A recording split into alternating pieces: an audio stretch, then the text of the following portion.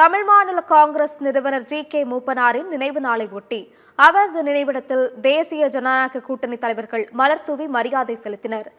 Role visuals Chennai தேனாம்பேட்டையில் உள்ள G K. மூப்பனாரின் 24வது ஆண்டு நினைவு தினத்தை ஒட்டி அவரது நினைவிடத்தில் மத்திய அமைச்சர் நிர்மலா சீதாராமன், அதிமுக பொதுச் செயலாளர் எடப்பாடி பழனிசாமி, பாஜக மாநில தலைவர் நயினா நாகேந்திரன், முன்னாள் பாஜக மாநில தலைவர் அண்ணாமலை, எல்.கே. சுதீஷ் உள்ளிட்டோர் மரியாதை செலுத்தினர்.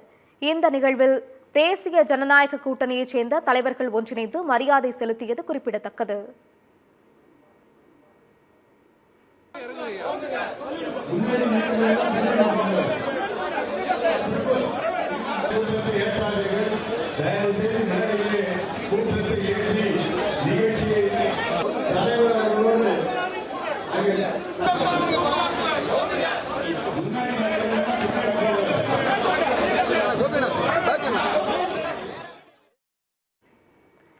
நிகழ்ச்சியின் மேடையில் எதிரும் புதிருமாக பார்க்கப்பட்ட எதிர்க்கட்சி தலைவர் எடப்பாடி பழனிசாமியும் தமிழக பாஜக முன்னாள் தலைவர் அண்ணாமலையும் ஒரே மேடையில் அருகருகே அமர்ந்து பேசினர்.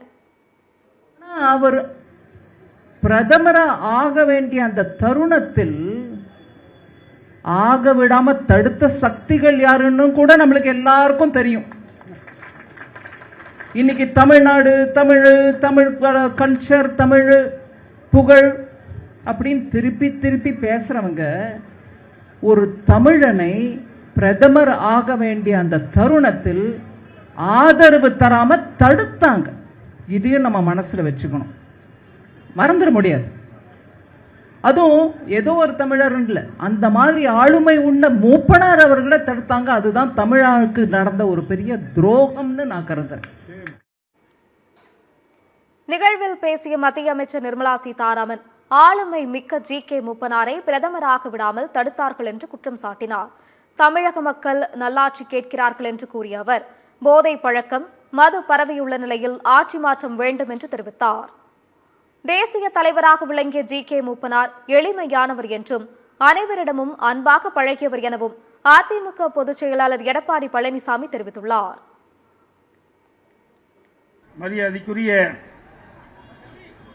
ஐயா ஜே.கே. மூப்பனார் அவர்கள் காங்கிரஸ் கட்சியில் இருந்த பொழுது அகில இந்திய அளவிலே தனக்கென்று ஒரு தனி முத்திரையை பதித்தவர்.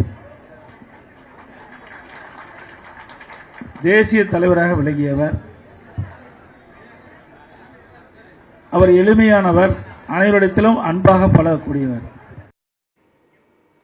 2026 தேர்தலில் திமுகவை வீட்டுக்கு அனுப்பி தேசிய ஜனநாயக கூட்டணி ஆட்சியை அமைப்போம் என்று பாஜக மாநில தலைவர் நயினா நாகேந்திரன் தெரிவித்தார். தொடர்ந்து பேசிய முன்னாள் பாஜக மாநில தலைவர் அண்ணாமலை, 2026 ஒரு புதிய புரட்சி வரட்டும் என்றும் மூப்பனாரின் ஆசி 2026 தேர்தலில் நமக்கு கிடைக்கும் என்றார்.